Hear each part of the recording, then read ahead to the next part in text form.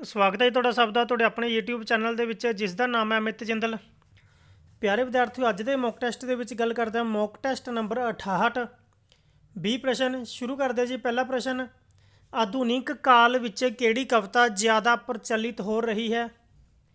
ਛੰਦਬੱਧ ਕਵਿਤਾ, ਛੰਦ ਮੁਕਤ ਕਵਿਤਾ, ਖੁੱਲੀ ਕਵਿਤਾ ਜਾਂ ਆੜਾ ਤੇ ਈੜੀ ਦੋਵੇਂ? ਤਾਂ ਜਿਹੜਾ ਅੱਜ ਦਾ ਸਮਾਂ ਚੱਲ ਰਿਹਾ ਜੀ, ਇਹਦੇ ਵਿੱਚ ਛੰਦ ਮੁਕਤ ਕਵਿਤਾ ਤੇ ਖੁੱਲੀ ਕਵਿਤਾ ਦੋਵੇਂ ਹੀ ਪ੍ਰਚਲਿਤ ਨੇ, ਦੋਵਾਂ ਦਾ ਇੱਕੋ ਹੀ ਅਰਥ ਹੈ। ਤਾਂ ਇਹਦਾ ਸਹੀ ਉੱਤਰ ਹੋ ਗਿਆ ਜੀ ਸੱਸਾ, ਆੜਾ ਤੇ ਈੜੀ ਦੋਵੇਂ।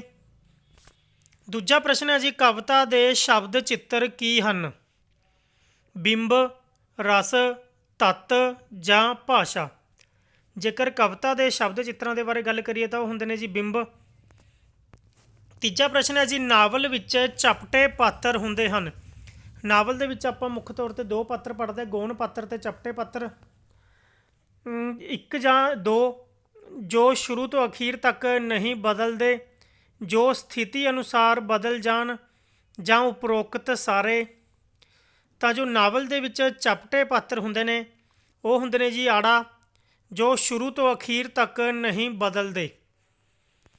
ਕਿਹੜੀ ਮਰਜ਼ੀ ਸਿਚੁਏਸ਼ਨ ਆ ਜੇ ਇਹ ਇੱਕੋ ਤਰ੍ਹਾਂ ਦੇ ਹੀ ਰਹਿੰਦੇ ਨੇ।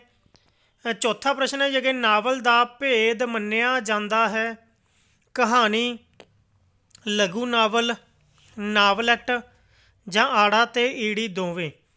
ਤਾਂ ਨਾਵਲ ਦਾ ਹੋਰ ਭੇਦ ਹੈ, ਲਘੂ ਨਾਵਲ ਵੀ ਕਹਿੰਦੇ ਨੇ ਤੇ ਨਾਵਲੈਟ ਵੀ ਕਹਿੰਦੇ ਨੇ। ਤਾਂ ਇਹਦਾ ਸਹੀ ਉੱਤਰ ਬਣ ਗਿਆ ਜੀ ਸੱਸਾ, ਆੜਾ ਤੇ ਈੜੀ ਦੋਵੇਂ, ਲਘੂ ਨਾਵਲ ਜਾਂ ਨਾਵਲੈਟ। ਪੰਜਵਾਂ ਪ੍ਰਸ਼ਨ ਹੈ ਜੀ, ਪੰਜਾਬੀ ਨਾਟਕ ਦੀ ਨੱਕੜ ਦਾਦੀ ਕਿਸ ਨੂੰ ਮੰਨਿਆ ਜਾਂਦਾ ਹੈ? I.C. ਨੰਦਾ, ਅੰਮ੍ਰਿਤਾ ਪ੍ਰੀਤਮ, ਦਲੀਪ ਕੌਰ ਟਿਵਾਣਾ ਜਾਂ ਉਪਰੋਕਤ ਵਿੱਚੋਂ ਕੋਈ ਨਹੀਂ? ਤਾਂ ਪੰਜਾਬੀ ਨਾਟਕ ਦੀ ਨੱਕੜ ਦਾਦੀ ਹੈ ਜੀ ਸੱਸਾ, ਉਪਰੋਕਤ ਵਿੱਚੋਂ ਕੋਈ ਨਹੀਂ, ਕਿਉਂਕਿ ਉਹਨਾਂ ਦਾ ਨਾਮ ਹੈ ਨੋਰਾ ਰਿਚਰਡਜ਼, ਜਿਨ੍ਹਾਂ ਦੀ ਪ੍ਰੇਰਨਾ ਨਾਲ ਹੀ I.C. ਨੰਦਾ ਨੇ ਨਾਟਕ ਲਿਖਣੇ ਸ਼ੁਰੂ ਕੀਤੇ ਸੀ। ਛੇਵਾਂ ਪ੍ਰਸ਼ਨ ਹੈ ਜੀ, ਚੌਪਾਈ ਛੰਦ ਵਿੱਚ ਕਿੰਨੇ ਚਰਨ ਹੁੰਦੇ ਹਨ? ਚੌਪਾਈ ਛੰਦ ਵਿੱਚ ਕਿੰਨੇ ਚਰਨ ਹੁੰਦੇ ਹਨ? 3, 2, 4 ਜਾਂ 22? ਤਾਂ ਪਿਆਰੇ ਵਿਦਿਆਰਥੀਓ, ਜਿਵੇਂ ਕਿ ਇਹਦੇ ਨਾਮ ਤੋਂ ਹੀ ਕਲੀਅਰ ਹੋ ਰਿਹਾ, ਚੌਪਈ ਦੇ ਵਿੱਚ ਹੁੰਦੇ ਨੇ ਜੀ 4 ਚਰਨ। ਅੱਗੇ ਹੈ ਜੀ 7ਵਾਂ ਪ੍ਰਸ਼ਨ, ਧੀ ਵੱਲੋਂ ਬਾਬਲ ਨੂੰ ਸੰਬੋਧਿਤ ਗੀਤ ਹੁੰਦੇ ਹਨ? ਘੋੜੀਆਂ, ਸਿੱਠਣੀਆਂ, ਸੁਹਾਗ ਜਾਂ ਊੜਾ ਤੇ ਈੜੀ ਦੋਵੇਂ? ਧੀ ਵੱਲੋਂ ਬਾਬਲ ਨੂੰ ਸੰਬੋਧਿਤ ਗੀਤ ਹੁੰਦੇ ਨੇ ਜੀ ਈੜੀ। ਇਹ ਹੁੰਦੇ ਨੇ ਪਿਆਰੇ ਵਿਦਿਆਰਥੀਓ ਸੁਹਾਗ ਦੇ ਗੀਤ ਕਹਿੰਦੇ ਨੇ ਜਿਹਨੂੰ। 8ਵਾਂ ਪ੍ਰਸ਼ਨ ਹੈ ਜੀ ਅੱਗੇ, ਹੇਠ ਲਿਖੇ ਕਿਸ ਸਾਹਿਤ ਰੂਪ ਵਿੱਚ ਪਾਤਰ ਸੀਮਤ ਹੁੰਦੇ ਹਨ? ਸੀਮਤ ਹੁੰਦਾ, ਲਿਮਟ ਦੇ ਵਿੱਚ ਹੁੰਦੇ ਨੇ। ਨਾਵਲ ਦੇ ਵਿੱਚ, ਇਕਾਂਗੀ ਦੇ ਵਿੱਚ, ਨਾਵਲ ਤੇ ਇਕਾਂਗੀ ਦੋਵਾਂ ਵਿੱਚ ਜਾਂ ਉਪਰੋਕਤ ਵਿੱਚੋਂ ਕੋਈ ਨਹੀਂ? ਕਿਸ ਸਾਹਿਤ ਰੂਪ ਦੇ ਵਿੱਚ ਪਾਤਰ ਸੀਮਿਤ ਹੁੰਦੇ ਨੇ? ਹੁੰਦੇ ਨੇ ਜੀ ਇਕਾਂਗੀ ਦੇ ਵਿੱਚ।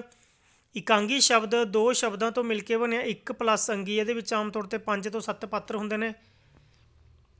ਨਾਵਲ ਦੇ ਵਿੱਚ ਕਈ ਪਾਤਰ ਹੋ ਸਕਦੇ ਨੇ। 9ਵਾਂ ਪ੍ਰਸ਼ਨ ਹੈ ਜੀ, ਜਿਸ ਛੰਦ ਵਿੱਚ ਕੇਵਲ ਵਰਨਾਂ ਜਾਂ ਅੱਖਰਾਂ ਦੀ ਗਿਣਤੀ ਕੀਤੀ ਜਾਵੇ? ਦਵਈਆ, ਮਾਤ੍ਰਿਕ, ਵਰਨਿਕ ਜਾਂ ਵਰਨਮਾਲਾ? ਜਿਸ ਛੰਦ ਦੇ ਵਿੱਚ ਕੇਵਲ ਵਰਨਾਂ ਜਾਂ ਅੱਖਰਾਂ ਦੀ ਗਿਣਤੀ ਕੀਤੀ ਜਾਵੇ ਤਾਂ ਉਹਨਾਂ ਛੰਦਾਂ ਨੂੰ ਕਹਿੰਦੇ ਨੇ ਜੀ ਵਰਨਿਕ ਛੰਦ। ਕੋਰੜਾ ਤੇ ਕਵਿਤ ਵਰਨਿਕ ਛੰਦ ਹਨ। 10ਵਾਂ ਪ੍ਰਸ਼ਨ ਹੈ ਜੀ, ਬੈਂਤ ਦੇ ਤੁਕਾਂਤ ਮੇਲ ਨੂੰ ਅਰਬੀ ਫਾਰਸੀ ਵਾਲੇ ਕੀ ਕਹਿੰਦੇ ਹਨ?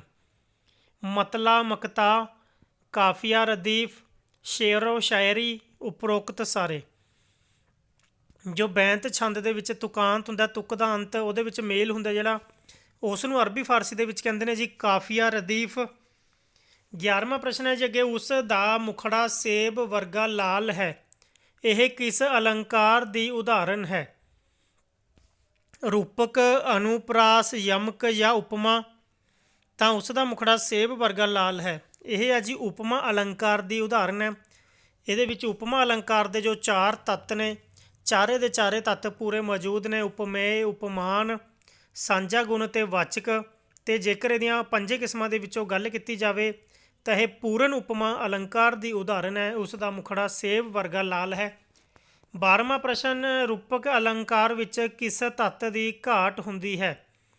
ਜੇਕਰ ਕੰਪੈਰੀਜ਼ਨ ਕੀਤਾ ਜਾਵੇ ਉਪਮਾ ਅਲੰਕਾਰ ਅਤੇ ਰੂਪਕ ਅਲੰਕਾਰ ਦਾ, ਤਾਂ ਉਹਨਾਂ ਦੇ ਕੰਪੈਰੀਜ਼ਨ ਦੇ ਵਿੱਚ ਰੂਪਕ ਅਲੰਕਾਰ ਦੇ ਵਿੱਚ ਇੱਕ ਚੀਜ਼ ਦੀ ਜਾਂ ਇੱਕ ਤੱਤ ਦੀ ਘਾਟ ਹੁੰਦੀ ਹੈ ਉਪਮਾ ਦੇ ਨਾਲੋਂ। ਉਪਮੇय, ਉਪਮਾਨ, ਸਾਂਝਾ ਗੁਣ ਜਾਂ ਵਾਚਕ। ਇਹ ਹੈ ਜੀ ਸੱਸਾ ਵਾਚਕ ਸ਼ਬਦ ਹੁੰਦਾ ਜੋ ਵਾਵੇ ਤੋਂ ਜ਼ਿਆਦਾਤਰ ਸ਼ੁਰੂ ਹੁੰਦੇ ਨੇ, ਵਾਂਗ, ਵਰਗਾ, ਜਿਹਾ, ਇਸ ਤਰ੍ਹਾਂ ਦੇ ਸ਼ਬਦ ਹੁੰਦੇ ਨੇ ਵਾਚਕ ਸ਼ਬਦ, ਜੋ ਕਿ ਰੂਪਕ ਅਲੰਕਾਰ ਦੇ ਵਿੱਚ ਨਹੀਂ ਹੁੰਦੇ। 13ਵਾਂ ਪ੍ਰਸ਼ਨ ਹੈ ਜੀ, ਵ੍ਰਿਤੀ ਅਤੇ ਸ਼ਰੂਤੀ ਕਿਸ ਅਲੰਕਾਰ ਦੀਆਂ ਉਦਾਹਰਨਾਂ ਹਨ? ਵ੍ਰਿਤੀ, ਸ਼ਰੂਤੀ, ਅਨੁਪ੍ਰਾਸ, ਰੂਪਕ, ਉਪਮਾ ਜਾਂ ਸਲੇਸ਼। ਸਹੀ ਉੱਤਰ ਹੈ ਜਿਹਦਾ ਊੜਾ। ਇਹ ਅਨੁਪ੍ਰਾਸ ਅਲੰਕਾਰ ਦੀਆਂ ਉਦਾਹਰਨਾਂ ਨੇ ਵ੍ਰਿਤੀ, ਸ਼ਰੂਤੀ। ਹੋਰ ਵੀ ਨੇ ਜੀ, ਲਾਟ, ਅੰਤ ਅਨੁਪ੍ਰਾਸ। ਅੱਗੇ ਜੀ 14ਵਾਂ ਪ੍ਰਸ਼ਨ, ਅੱਸੂ ਦਾ ਕਾਜ ਰਚਾ ਗੀਤ ਹੈ? ਸੁਹਾਗ, ਸਿੱਠਣੀ, ਟੱਪਾ ਜਾਂ ਘੋੜੀ। ਤਾਂ ਇਹ ਗੀਤ ਹੈਗਾ ਜੀ ਜੋ ਇਹ ਸੁਹਾਗ ਦਾ ਗੀਤ ਹੈ। 15ਵਾਂ ਪ੍ਰਸ਼ਨ ਹੈ, ਪਿਆਰੇ ਵਿਦਿਆਰਥੀਓ ਮੌਕ ਟੈਸਟ ਨੂੰ ਵੱਧ ਤੋਂ ਵੱਧ ਲਾਈਕ ਕਰੋ। ਸਵੈ ਜੀਵਨੀਆਂ ਦਾ ਗਲਤ ਜੁੱਟ ਚੁਣੋ। ਮੇਰੀ ਦੁਨੀਆ, ਨਾਨਕ ਸਿੰਘ, ਆਰਸੀ, ਤੇਜਾ ਸਿੰਘ, ਇਹੂ ਹਮਾਰਾ ਜੀਵਨਾ, ਦਲੀਪ ਕੌਰ ਟਿਵਾਣਾ, ਪਗਡੰਡੀਆਂ, ਬਚਿੰਤ ਕੌਰ। ਸਵੈ ਜੀਵਨੀਆਂ ਦਾ ਗਲਤ ਜੁੱਟ ਚੁਣਨਾ, ਇਹ ਹੈ ਜੀ ਈੜੀ, ਇਹੂ ਹਮਾਰਾ ਜੀਵਨਾ, ਦਲੀਪ ਕੌਰ ਟਿਵਾਣਾ। ਇਹ ਗਲਤ ਹੈ।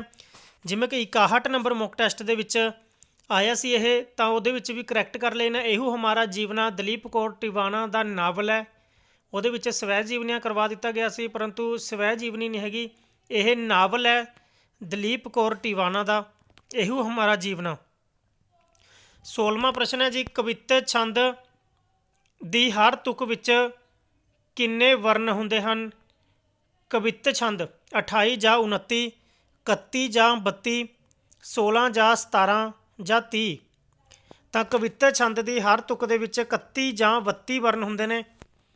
32 ਜਾਂ 31 ਵੀ ਲਿਖਿਆ ਹੋ ਸਕਦਾ ਹੈ। 17ਵਾਂ ਪ੍ਰਸ਼ਨ ਹੈ ਜੀ, ਪੰਜਾਬੀ ਕਿੱਸਾਕਾਰਾਂ ਦਾ ਸਭ ਤੋਂ ਹਰਮਨ ਪਿਆਰਾ ਛੰਦ ਕਿਹੜਾ ਹੈ? ਬੈਂਤ, ਦਵਈਆ, ਕਵਿਤ ਜਾਂ ਉਪਰੋਕਤ ਵਿੱਚੋਂ ਕੋਈ ਨਹੀਂ। ਤਾਂ ਜਿਹੜਾ ਕਿੱਸਾਕਾਰਾਂ ਦਾ ਸਭ ਤੋਂ ਹਰਮਨ ਪਿਆਰਾ ਛੰਦ ਹੈ ਉਹ ਹੈ ਜੀ ਦਵਈਆ। 18ਵਾਂ ਪ੍ਰਸ਼ਨ ਹੈ ਜੀ, ਬਕਰੋਕਤੀ ਜੀਵੰਤਮ ਕਿਸ ਦਾ ਸਮੀਖਿਆ ਸ਼ਾਸਤਰ ਹੈ? ਭੋਜ ਰਾਜ ਦਾ, ਭਾਈ ਵੀਰ ਸਿੰਘ ਦਾ, ਆਨੰਦ ਵਰਧਨ ਦਾ ਜਾਂ ਉਪਰੋਕਤ ਵਿੱਚੋਂ ਕੋਈ ਨਹੀਂ। ਤਾਂ ਜੋ ਬਕਰੋਕਤੀ ਜੀਵੰਤਮ ਹੈ ਇਹ ਸਮੀਖਿਆ ਸ਼ਾਸਤਰ ਹੈ ਜੀ ਸੱਸਾ, ਉਪਰੋਕਤ ਵਿੱਚੋਂ ਕੋਈ ਨਹੀਂ। ਇਹ ਜੋ ਸਮੀਖਿਆ ਸ਼ਾਸਤਰ ਹੈ ਇਹ ਹੈ ਜੀ ਕੁੰਤਕ ਦੀ ਰਚਨਾ ਹੈ, ਆਚਾਰੀਆ ਕੁੰਤਕ।